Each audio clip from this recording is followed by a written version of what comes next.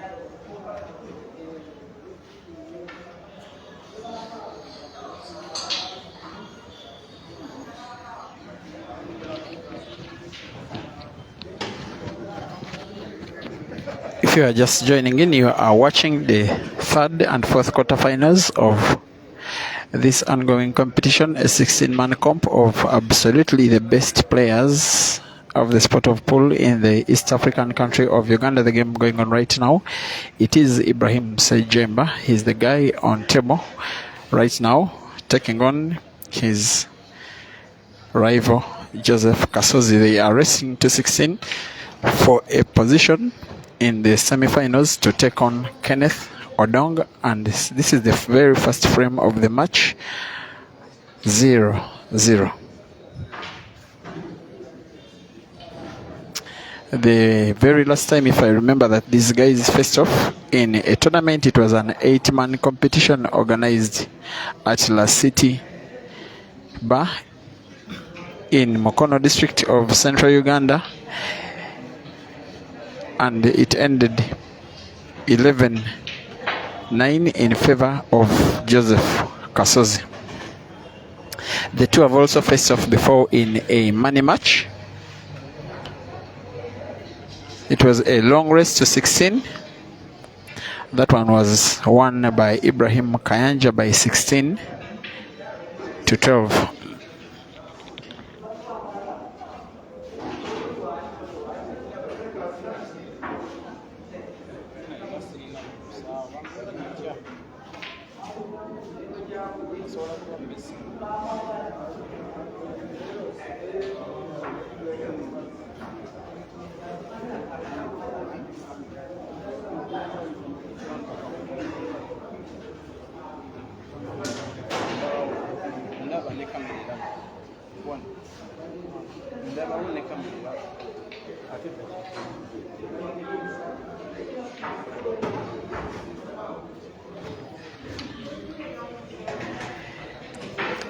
Zero between Ibra and Kasozi, also 0-0 between Mansour and Ian. That one is also live on the same page.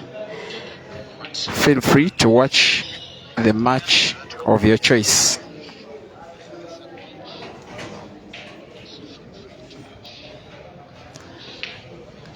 There goes Kasozi, tests first blood against Ibrahim Sejamba. Joseph Kasozi and Ibra are currently and previously members of the same pool club here in the Ugandan Pool League. They both were part of the league winning team of Mbali Pool Club, the team for which they represented last year, and yet even right before the start of COVID lockdown, they were both part of the Ntinda Giants team that also won the National Pool League. Joseph Kasozi is ranked nationally 7th, while his opponent Ibrahim Sejamba is nationally ranked 4th. Remember, they are racing to 11. The prize for victory is a place in the semi-final where Kenneth Odong awaits the winner. Kenneth Odong has just defeated Rashid Wagaba just a few minutes ago, a very mouth-watering quarter-final that ended in a decisive game, 11-10.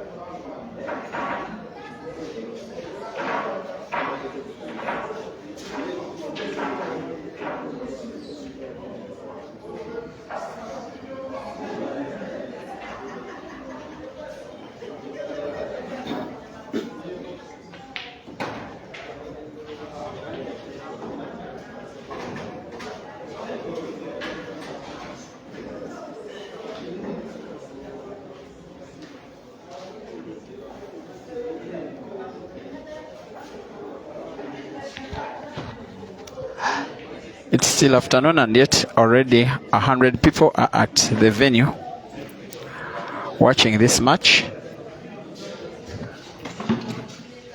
A few hundreds more are watching online both games.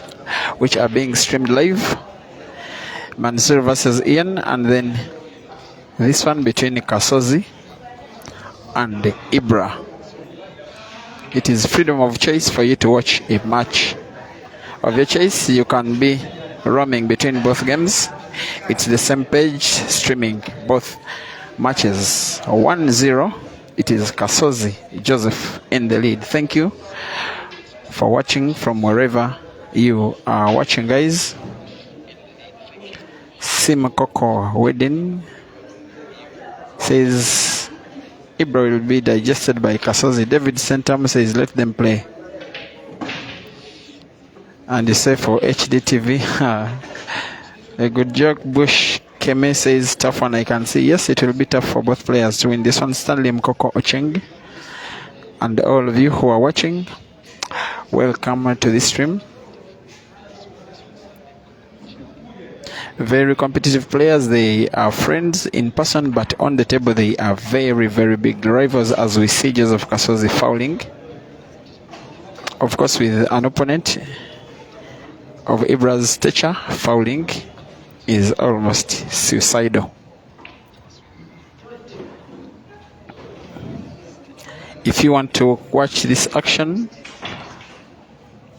by yourself and not on your screen, you must be in and around Kampala in Uganda. The venue is Blackpool Arena in Kampala City. Is a suburb called Nakulabi, a town called Nakulabi. Just by the traffic lights in the city is Blackpool Arena, which is opposite Supremacy Bar and Restaurant.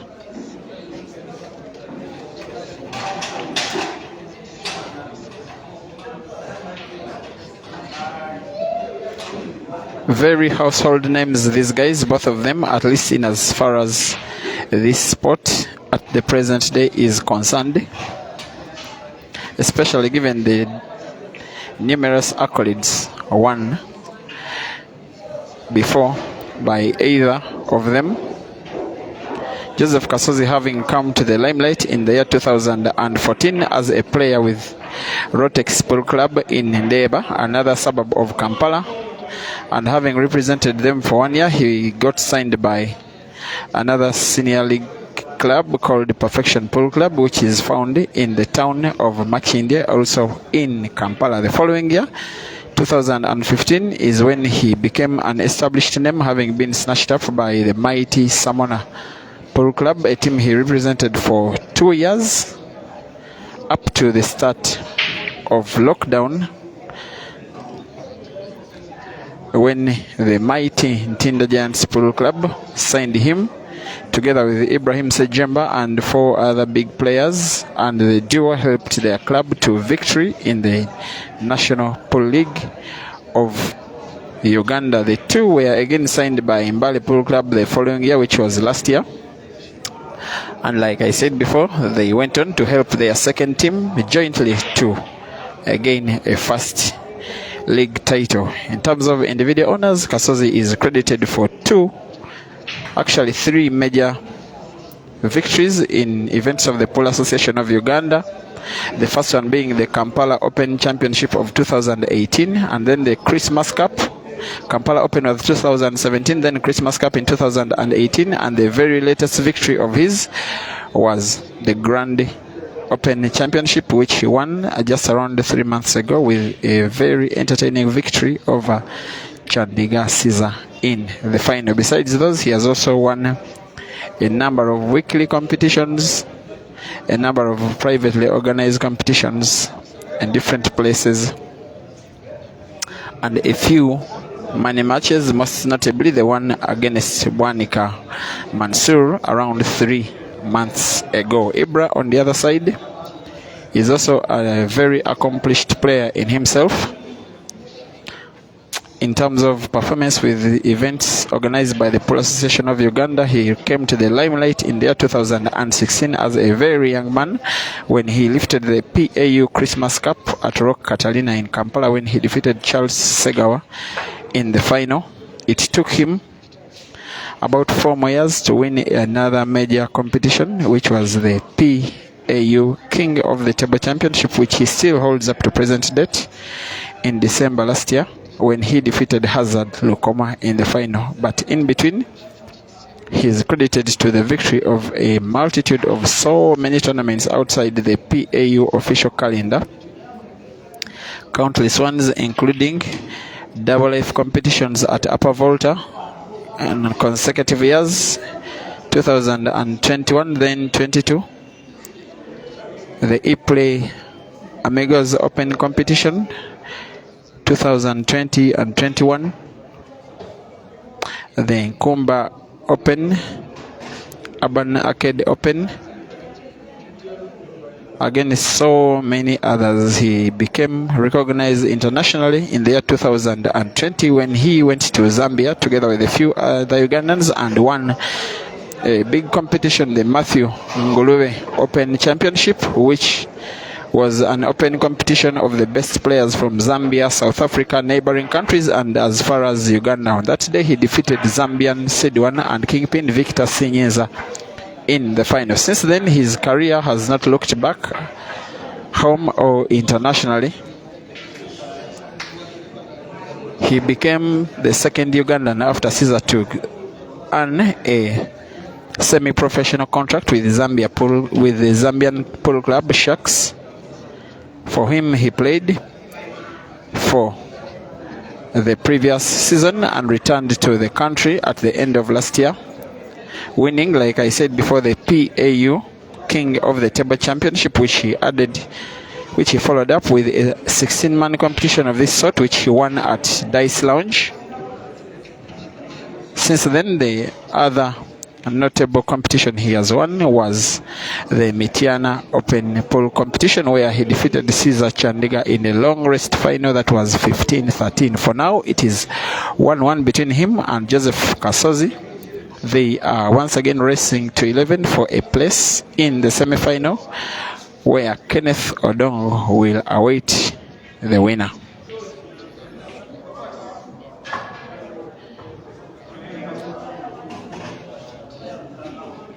Branson Matona Jr. is asking how old is Ibra. I am not very certain, but he must be around 23. Young man, he is. Cybermonk says, let's go Ibra. Abdurrahim Kasita says he was third. Ongom was second after Caesar. Okay, thank you for the correction. Derek Maz says, thank you for the live. Peter Kauchi Eddie, I know you are supporting Ibra. Mzaike Omuntu Malam says, here we go Uganda. Eugene and Taylor Bokang says, Ian is off to a good start on the other page. He leads 2-0. Yes, thank you for the update. We shall be getting live updates from that one as well. Feel free to watch a match of your choice. On the other side, Ian Kaziwe is taking on Bwanika Mansur, just like this one. They are racing to 11. I will be back shortly.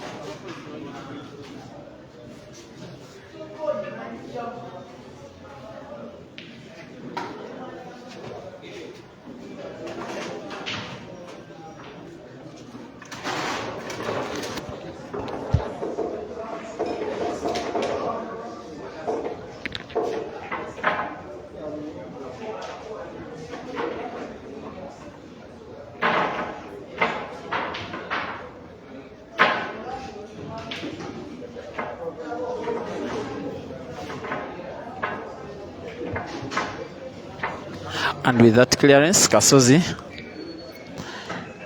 once again leads, and it's 2-1.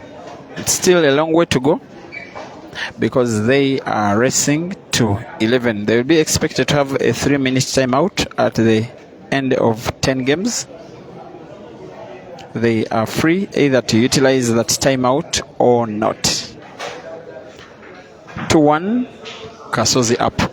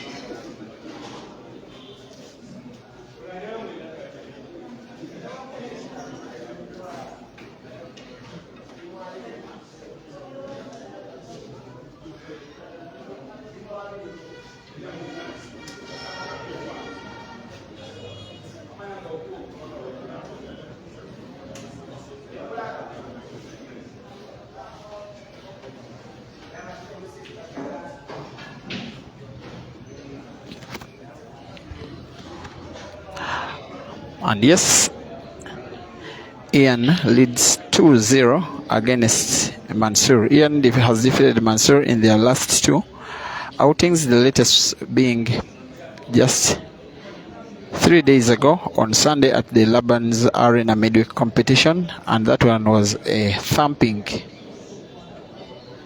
7-1 in the semi-finals. He's the hottest cake, Ian Kazive, in terms of players who are rising up on the Ugandan pool scene. He's up against a very solid opponent, and yet he leads 2-0. The one you're watching is poised at 2-1 with Kasozi Joseph in the lead.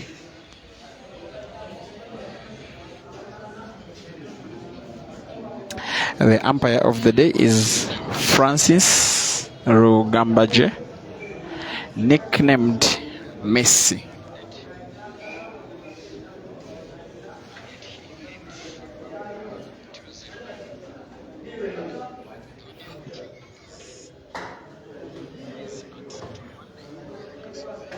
Thank you for watching. Dennis Ongom, Marvin Kuda. Thank you for watching. Edward Jose Luis says it's easier to handle managers than players have. Brian Luanga, thank you for watching. Bush Keme Cybermonk, and all of you who are watching at your comfort of your homes. It is a 16-man competition. It is round 2, which is the quarterfinals. It is Ibrahim Sejamba, the guy on table now, taking on Joseph Kasozi, and it is Kasozi in an early lead, 2-1.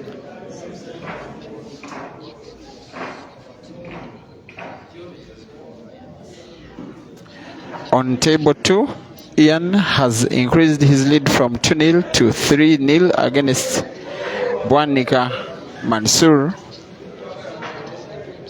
That game is also live.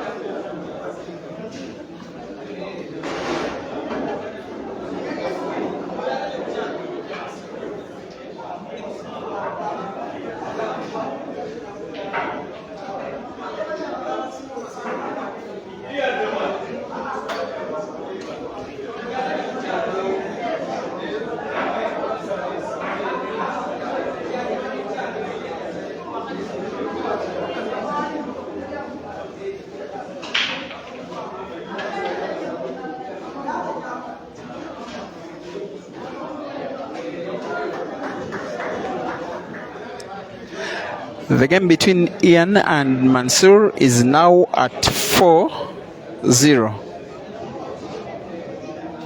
Wherever Ian came from, however, he became so good in such a short time, God knows. But he's making statement after statement after statement, at least in the last couple of months. He leads 4-0 against the national champion. Here it is 2-2 between Ibra and Kasozi.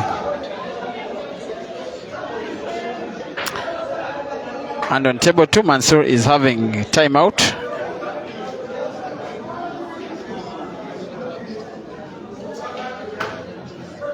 As we see Kasozi trying to go on the offense to try and lead. A very determined player. Just about 2 weeks ago, he fell out with his management, and Adam Olivander opted to instead go with Bwanika Mansour as a signed up player individually.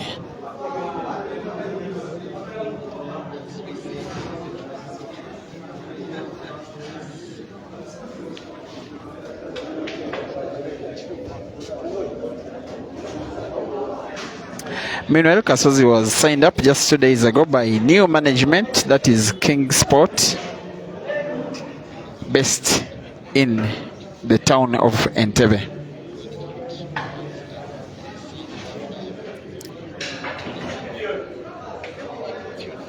It's 2-2. Kasozi playing for his third win. He needs to take it easy and slow. He did exactly that, although a little bit unlucky with the fact that white ball is almost frozen against the cushion, making it have a level of difficulty for him to pot that black. Most probably in the corner pocket on the right of your screen, on the left. Oh my God, he took the opposite shot and played it so accurately.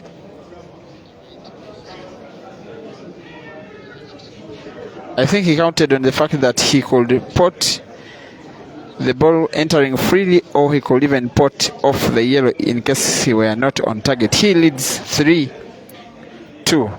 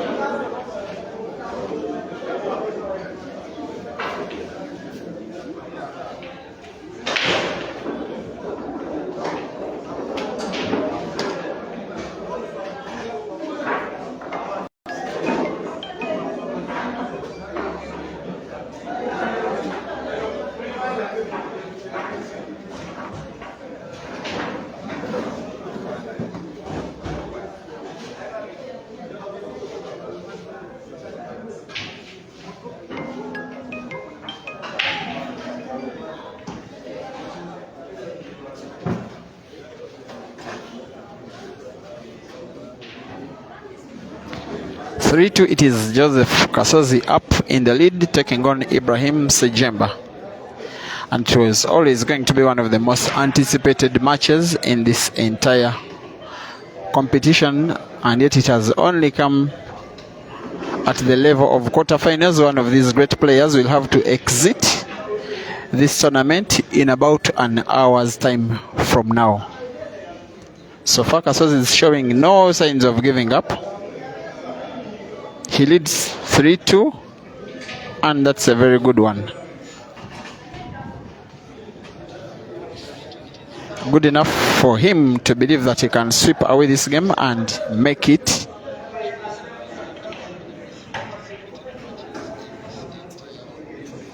4-2.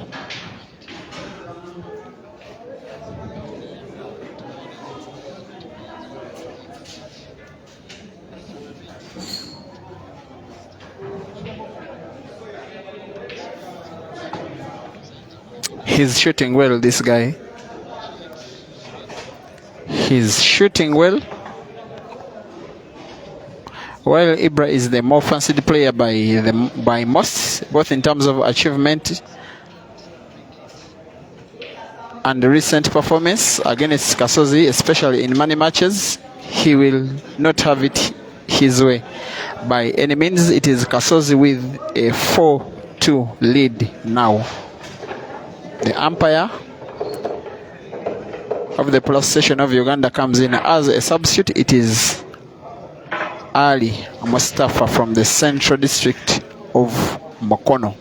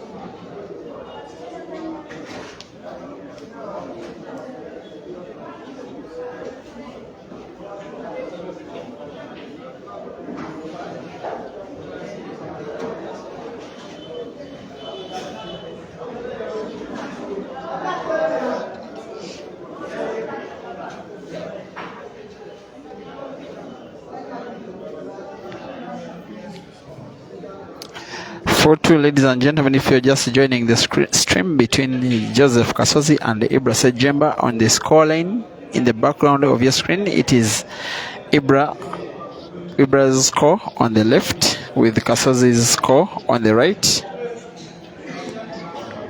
This is good shooting from Ibra. He will want to pot in the corner pocket with white bouncing off the cushion with a little serve on the left, such that he is able to roll the yellow in the corner pocket exactly as if I was reading his mind. It is accurate shooting that. Simply needs to pot, simply to pot.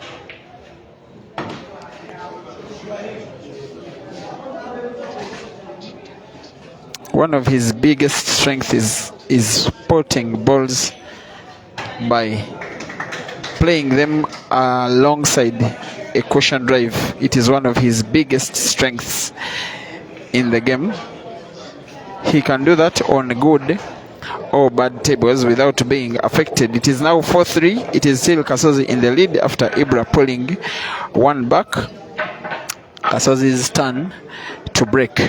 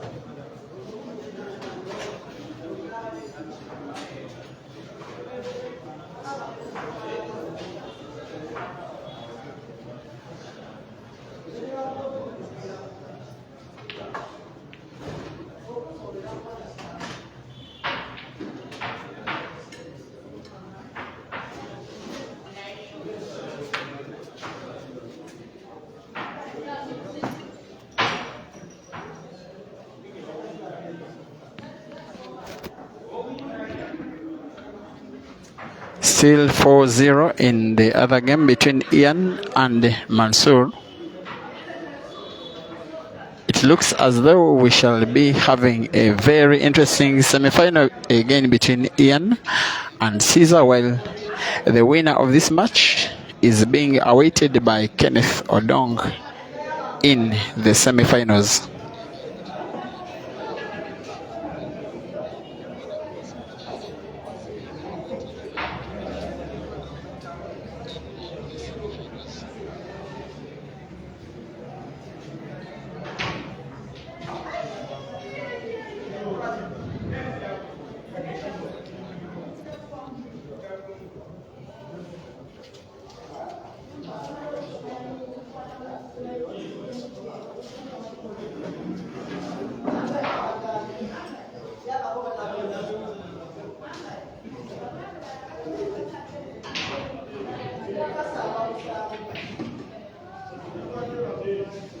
Kasozi is shooting well. He's not willing to bow down. He's not willing to give in. He looks so determined to win this match, both by his body language, his preparation, even the way he's executing his shots. He's here to mean business. But this shot is one of the few misses he has had today.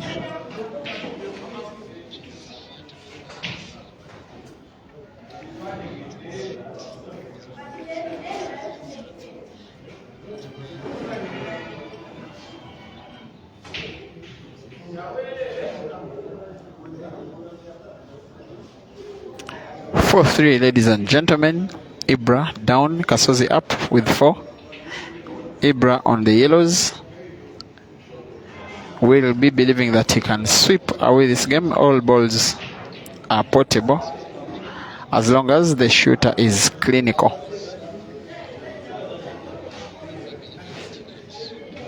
It's all ending tonight. After these games we shall be having the semi-finals straight away, but I think for the semis we are good enough to use one table at a time. If you want to watch this action with your naked eyes, you must be in and around Kampala in Uganda. The town is Nakulabye. Just by Nakulabye traffic lights is Supremacy Bar and Restaurant, and opposite that big bar in the area is Blackpool Arena, the venue for the competition. To enter, you simply have to buy a drink of your choice and you are good to go to enjoy some of the very best shooters, not just in Uganda but also on the continent, taking on each other for prizes for only and only the top 4. A victory for whoever wins this match is therefore entry into the prize bracket. 4-3, it is Kasozi in the lead. Thank you for watching. Elias Semanda, a very big long-time friend of Ibra, and I know definitely rooting for Ibra to win.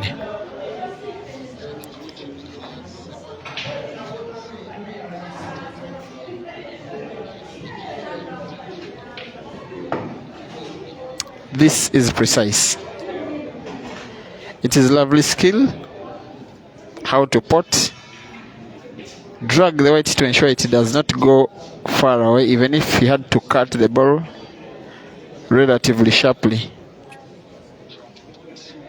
It takes hours and hours for these players training and perfecting these shots for us to be entertained to this level.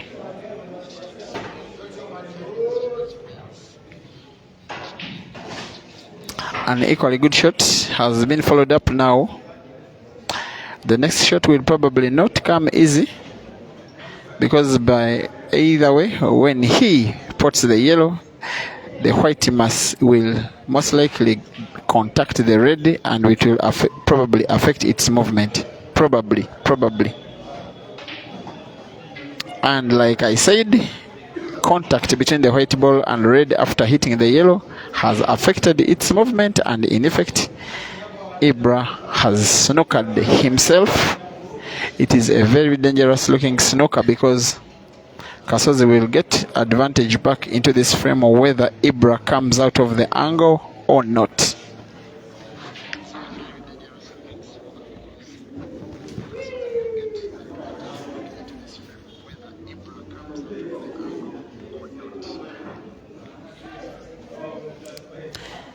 He decides to play a mass shot. Oh my God. This guy can entertain when he means his game. It would have been better if that shot had gone in. It's Kasozi to try and show how to play a game which is looking this bad. Definitely he will need to play a bit of defense.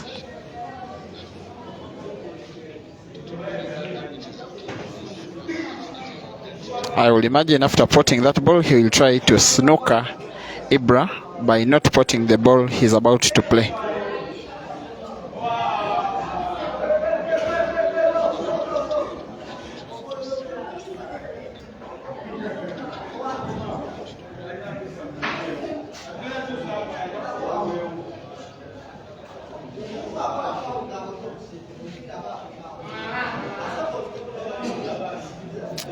Still 4-3.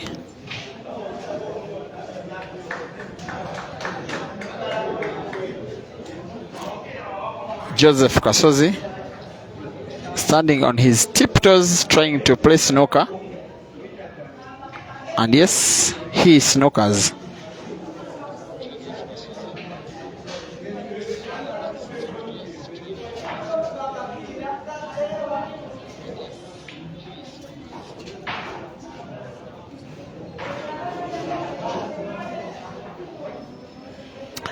There has been a recent social media war of words between the two players, with Kasozi asking for a money match against Ibra, especially when he felt provoked by Ibra's management team. Another mass shot from Ibra. Oh, again he plays it so well and yet not so lucky enough to pot. This time he even plays the black out of the pocket. And this is now Kasozi's game to lose as things stand.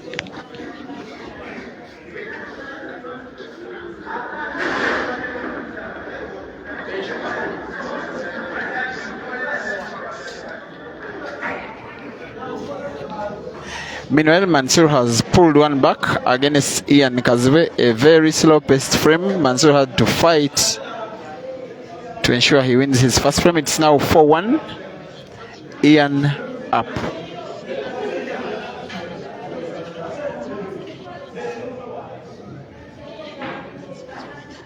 As Kasozi snookers.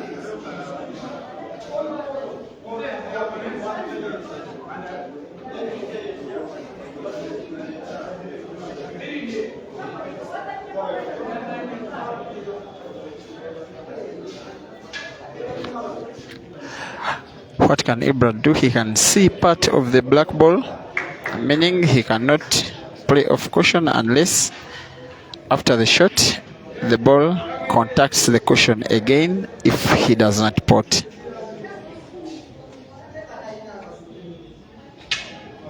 And he fouls.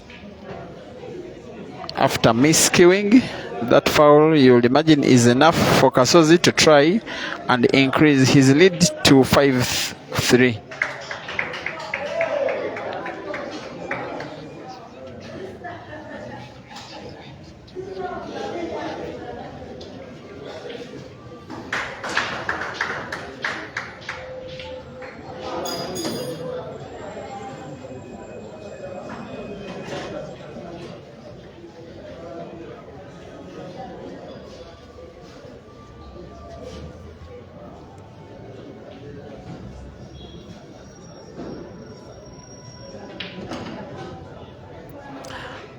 Kasozi seems to intend to play center red first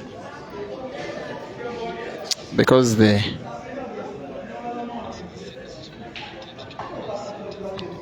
and clearly the purpose of that game reading is to ensure he ends with the ball which gives him a good white for the black,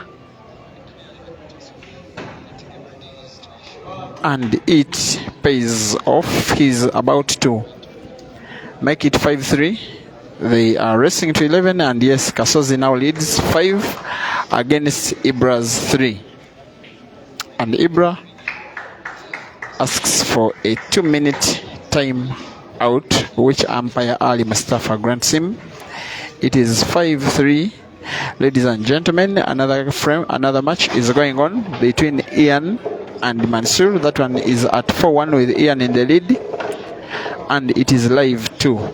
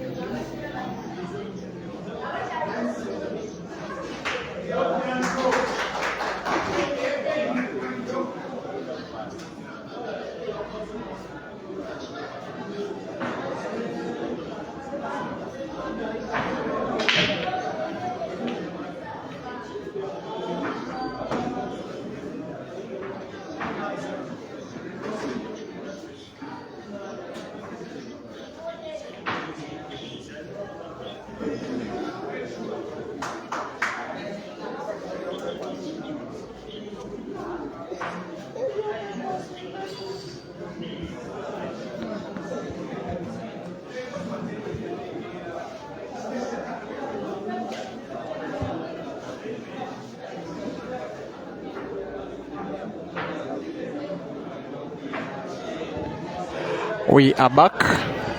Still 5-3. Kasozi Joseph in the lead against Ibrahim Sejamba in a race to 11 for a place in the semi-finals to take on Kenneth Odong.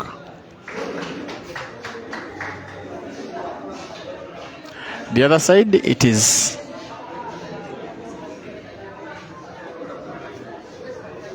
still Ian taking on Mansour, also live.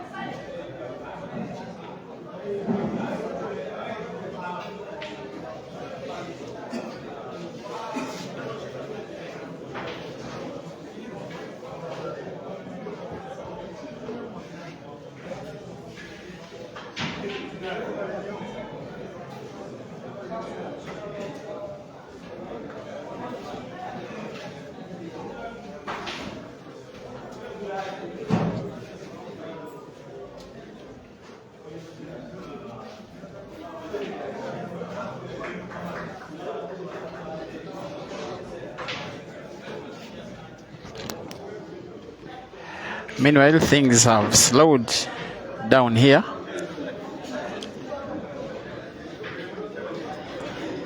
I think it's currently too much respect the players have for each other that they really do not want to play any risky business going forward.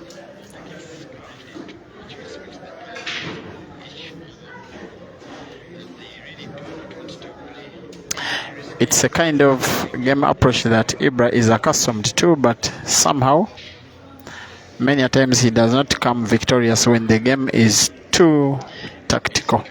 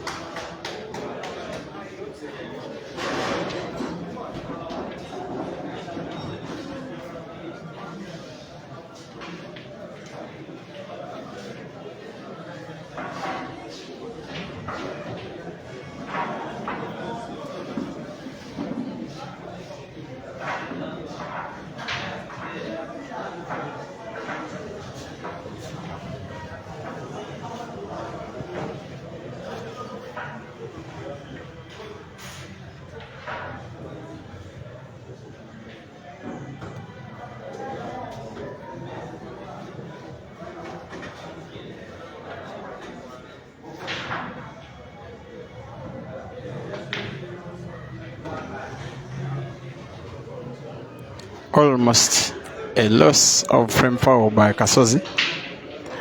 That shot has changed the entire dynamic of this match, of this game.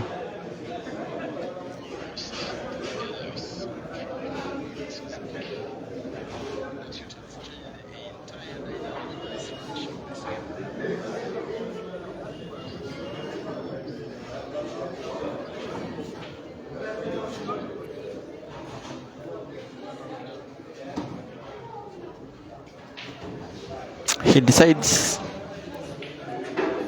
to clear the table, the pocket where Ibra has been, by playing the shot we in Uganda call the needful, playing your own ball to pot the opponent's ball.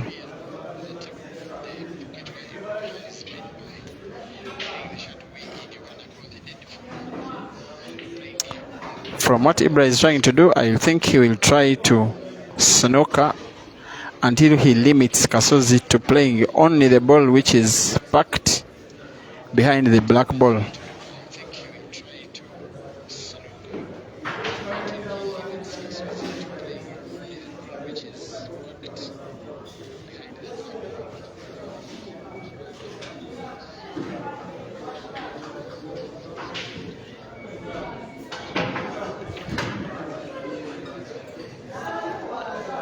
It was initially a brilliant idea and the executed shot for Kasozi to remove away his yellow ball, but unfortunately it ended in a foul since the red in the corresponding pocket was potted, and now he knows that Ibra is about to pounce.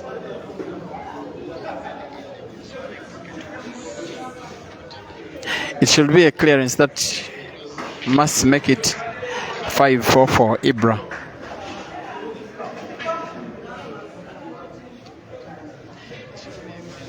The last time, if I'm not mistaken, he participated in a competition of this sort was the E-Play Amigos 64-man double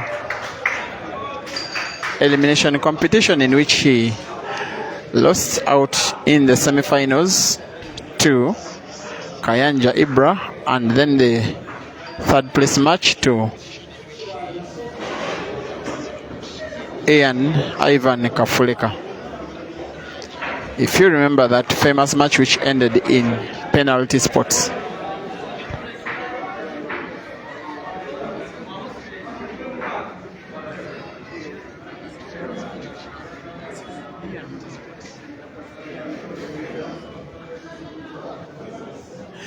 In the meantime, Ian Kazwe now leads 6-3 against Mansour. That game is poised in a timeout, this time for Ian.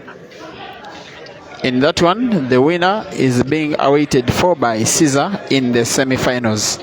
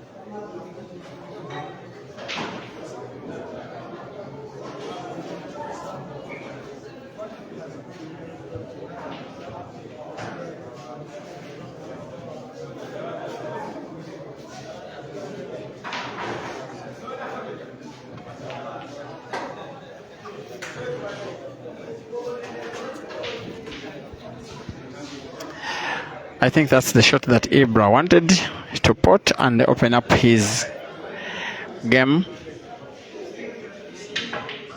and yet he miscues. Lots of opportunities he has been granted by Kasozi, and yet Ibra has been returning them. It's a game he has not played to his potential best level, and I wouldn't say it is a game he deserves to win.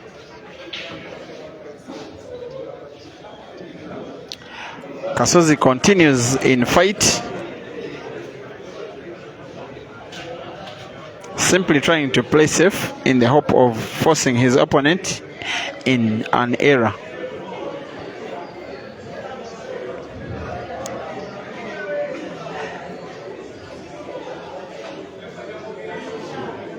Big shout outs to you all who are watching. Malome Mario wa Le Pirates, Cyber Monk, Naka Naka. Thank you for watching. Jal Chris, Keith and Timber, is saying, but Ibra, Ronald Seguya is updating the other game. Yes, it is 6-3. Edwin Kayemba, former manager of Ibra. Thank you for watching. Norman Gabs, Spina Shamira, Wesley Raymond Jr., the weak player, Chiyaga Andrew, Bruno, Musa, Anthony, Tony, Andrew, Chiyaga, and all of you who normally follow when Ugandan pool is online, when Ugandan pool is being played. Thank you. We cannot thank you enough for according these players the publicity that is deserving of their talents.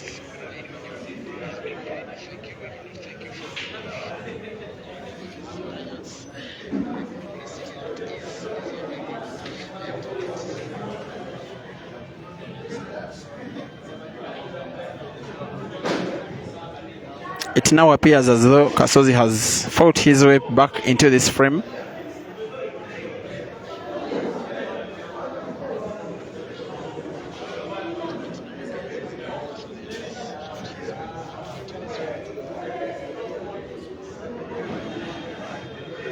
This is a tempting situation. Maybe Ibra is thinking of playing a combination shot, trying to put red and yellow in that same corner pocket with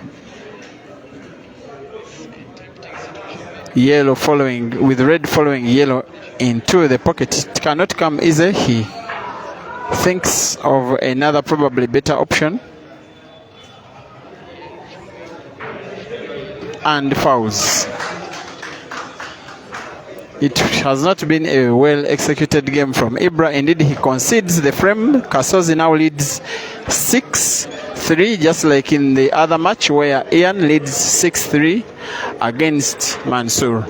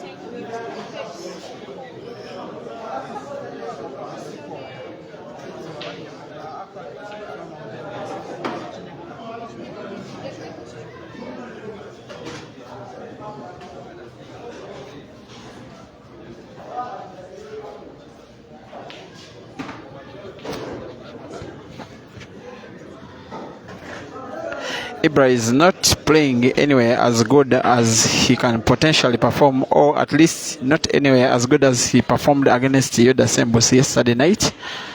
If Joseph Kasozi clears this frame, it will be the second game in a row which he wins off blunders from Ibra.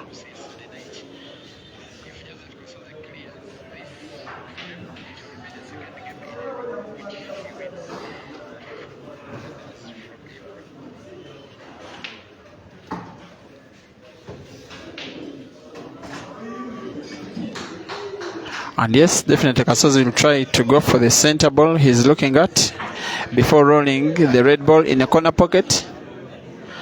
And the idea will be that the last center ball will be the penultimate shot before the black. I do think that's the game plan.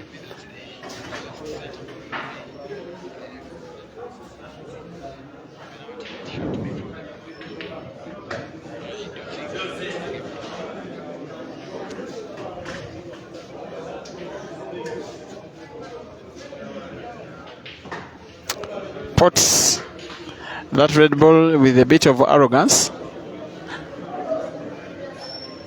It is a confidence which has been instilled in him by the low level of play of his opponent in the last 20 minutes. It is now 7-3. Kasozi looks like the favorite to win this match by the flow of things.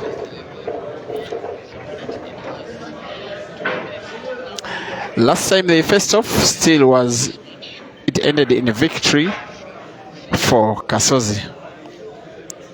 But I think Ibra has the better head-to-head performance in tournaments of the sort, and the only money match the two have played, it was a race to 16. It's coming to 2 years ago, and they were playing for 2 million Uganda shillings. That one ended 16-12 in Ibra's favor.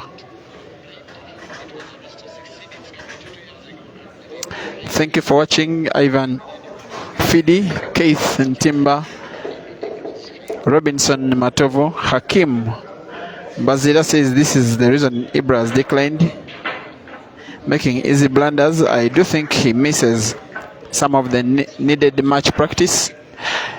In sport you may train, but you also need to have regular competition. If you don't compete regularly, you lack something.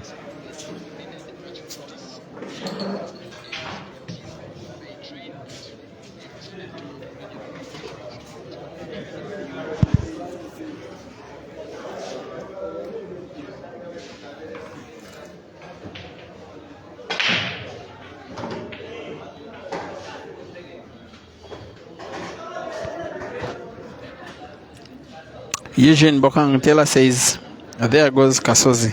I think he's the one you're supporting. Shims Kapiola Changa thinks he's having a field day on Ibra. 7-3, ladies and gentlemen. Ibra needs to start winning, or else the match will start drifting away from him.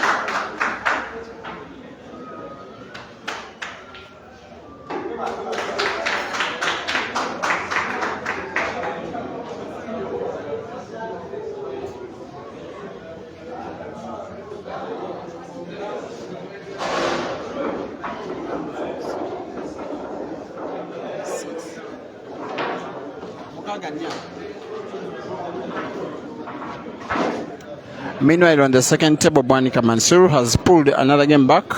He is still down, but now 6-4. While here we are looking at Ibra trying to pull one for himself. Better this time round. Both target and ability to maneuver the white ball. He simply needs to roll the cue ball. Maybe white can bounce off the red, maybe not.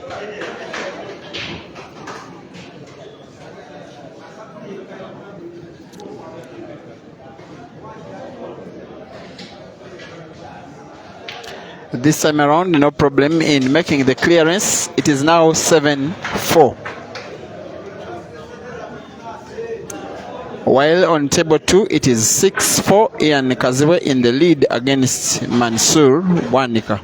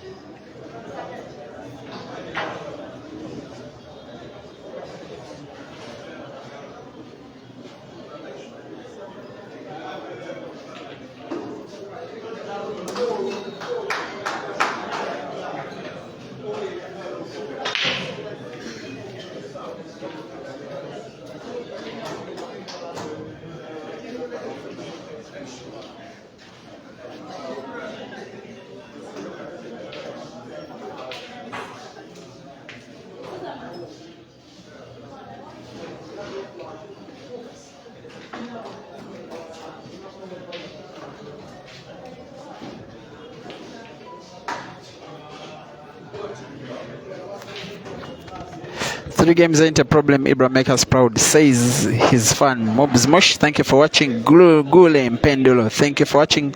Pius Moganga says they say Ibra is rich and doesn't need competitions. I don't know about that. Cybermonk says Ibra wants Kasozi to come in a battle, that's why he's guys, the fun it is still 4-7.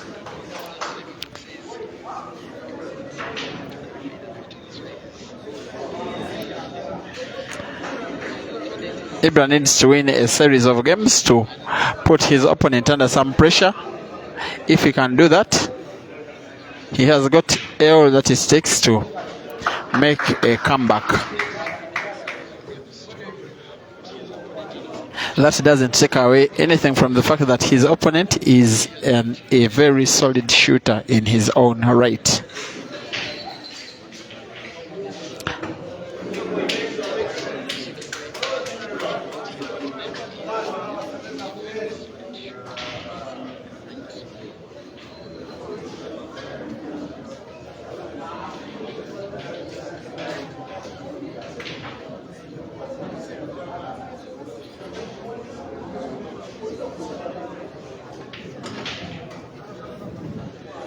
He knows how to maneuver his relatively small body, even if the cue ball is distant from his intended object ball. Normally it is not a problem. I think the previous clearance has given him the confidence he needs. It's about to become 2 games. One with 1 visit by Ibra. That looks so good.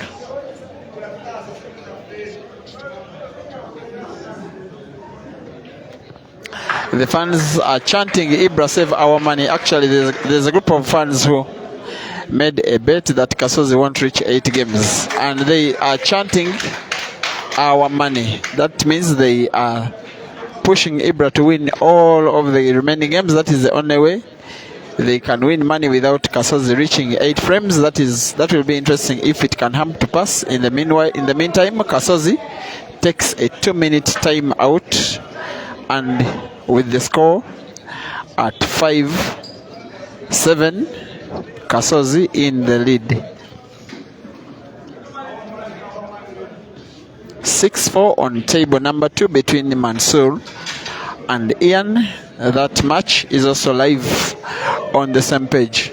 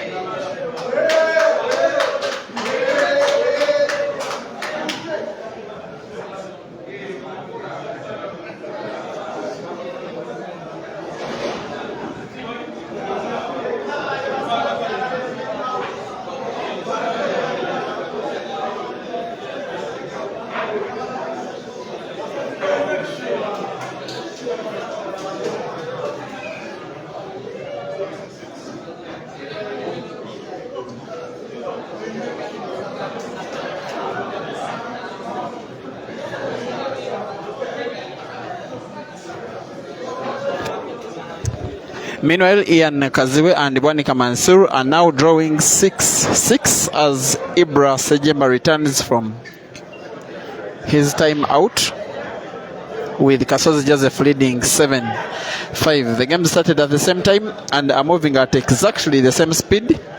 It's 12 games played on each table. The game you are watching is 7-5, Ibra down, Kasozi up, while on table 2 it is 6-6 between Ian and Mansur. Here the winner will face Kenneth Odong in the semi-finals, while the winner of the match between Ian and Mansur will be facing Caesar in the semi-final.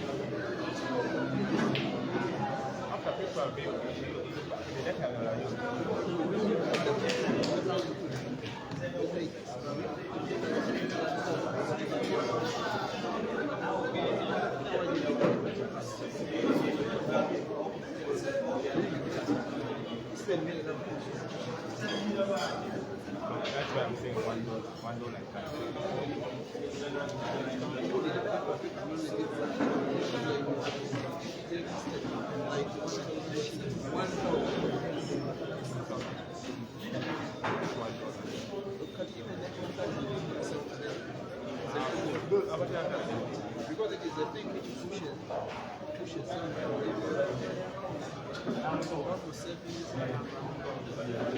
many watch, but still many watch.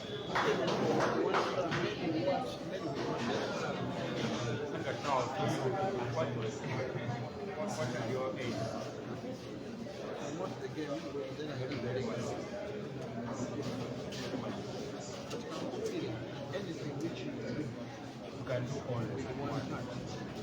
You can do all. find yourself getting money intentionally and negative.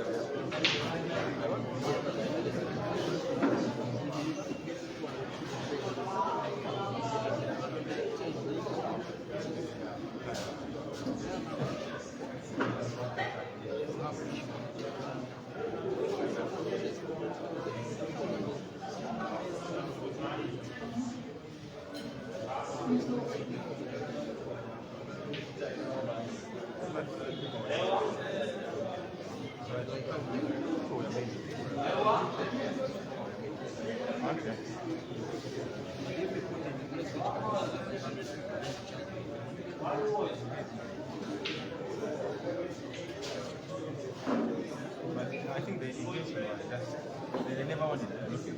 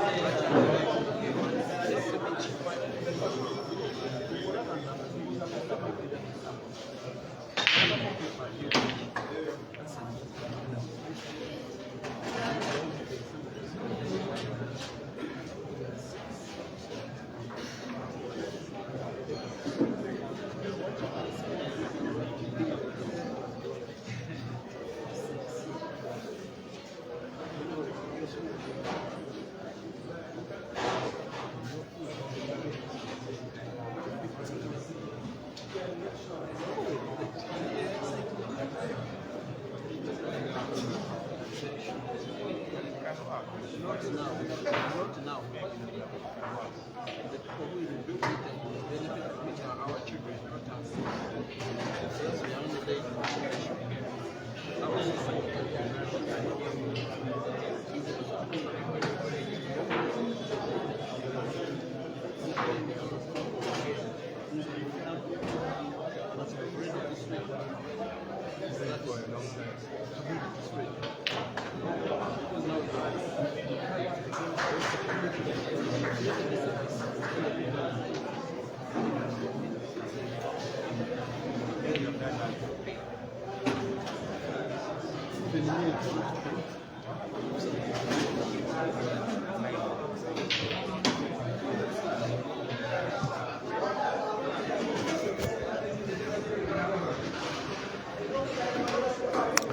It has been almost 2 quick games for Kasozi after that timeout. He actually talked to me that as long as he wins the first game after timeout, it will be hard for Ibra to find him. And yes, he pots. That makes it 9-5. In my view, he's now a big favorite to go through to the semi-finals to face Kenneth Odong, who is resting and waiting for him.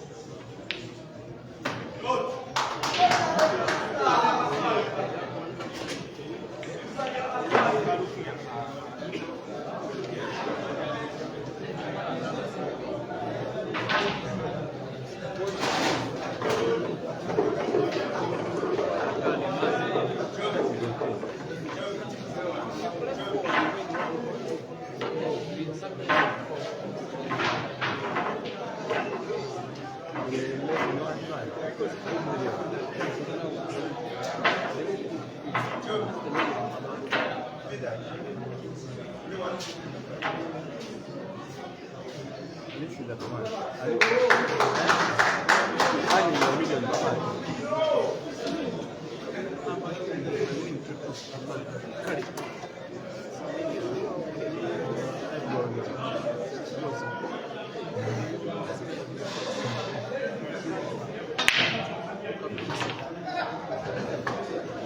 another break and finish.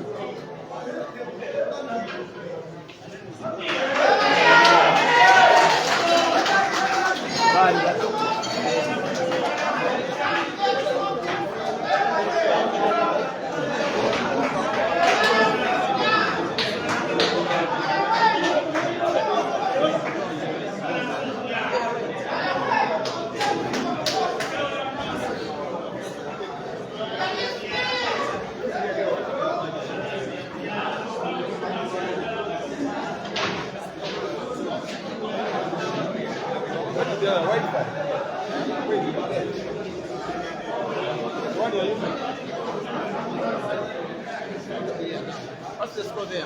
We'll get up on the other.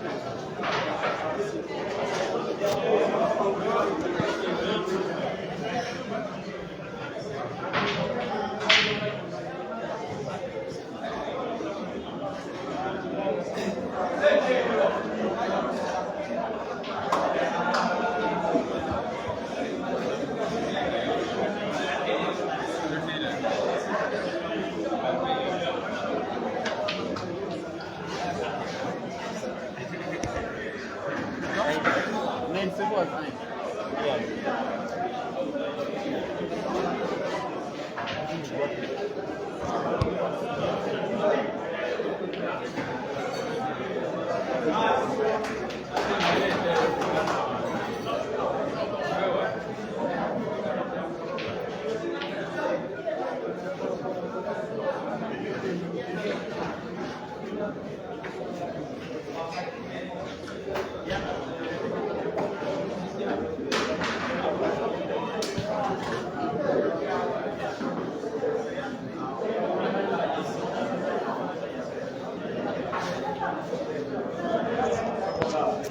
In the meantime, the other match going on is now at 9-6. Ian Kaziwe in a lead, which is no longer a surprise lead, while the game you are watching is poised for a Kasozi victory unless Ibrahim Sejamba wins all of the 5 remaining games, including this one. Any game that Kasozi wins will stop the match with Kasozi through. So as things stand, most likely the semi-finals are likely to be Caesar taking on Ian, and most likely Kasozi taking on Odong.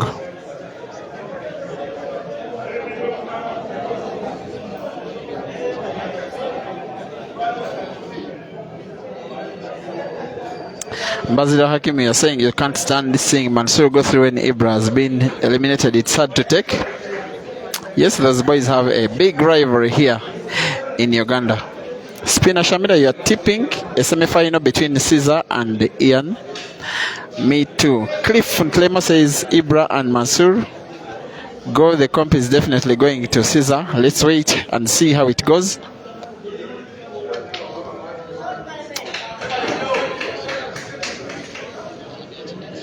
As Ibra pulls off a good shot, trying to ensure he wins this frame. It is possible. Quite unlikely, the fact that he must win 5 straight, but possible for him to go through. He's the kind of player you think can afford to make such a comeback.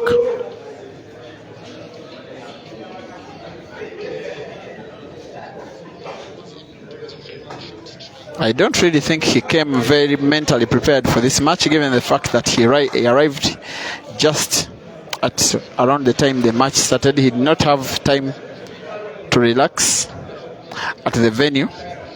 He found his opponent readily waiting for him. At times, players need mental preparation and not just having trained enough to win matches of this caliber. It's Ibra against 2 yellows and the black ball. White is not all that good. I will fancy that he will try maybe in the center with white bouncing off the far side of the cushion, such that he can put black in the same center pocket. It's what I will imagine he's trying to play. And it is pulled off almost accurately. Some level of difficulty in potting the black, but he will surely pot it. Surely. Yes, he pulls another one back. White is safe. 11-7. Kasozi in the lead.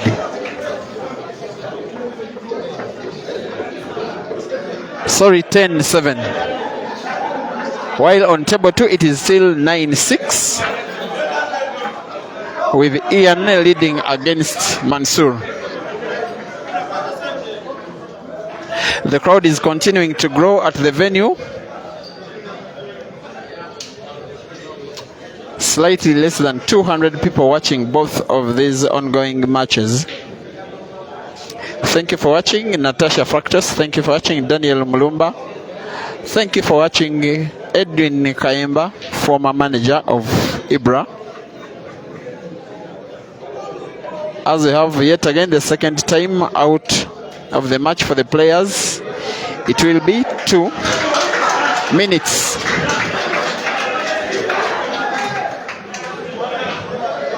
Feel free during this timeout to switch to the other exciting game between Ian and Kasozi live, also on the same page.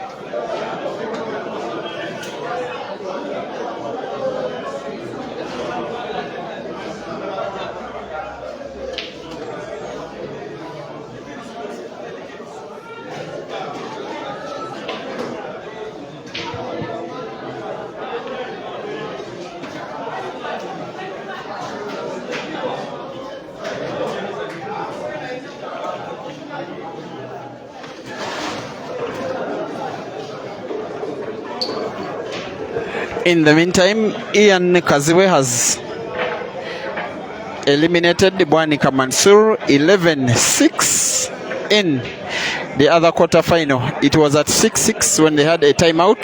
After the timeout, Ian won 5 in a row. It is the third time consecutive that he's defeating Bwanika Mansur in the last 10 days.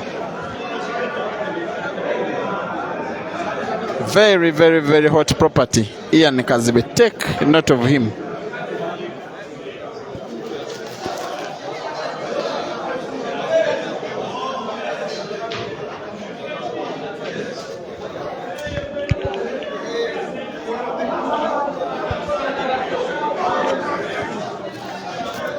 Here it is 7-10.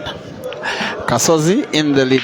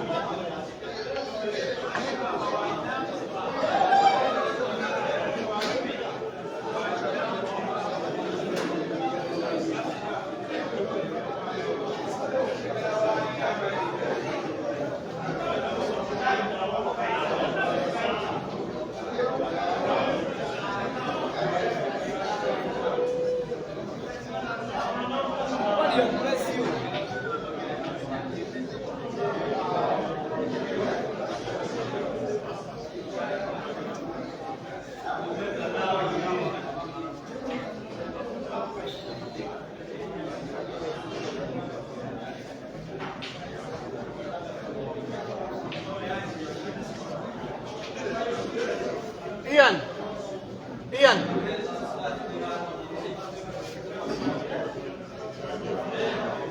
Ian, this is at 10 minutes.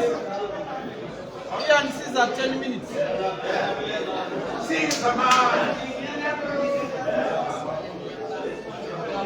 Ian, afune kyokunywa. Awumulema.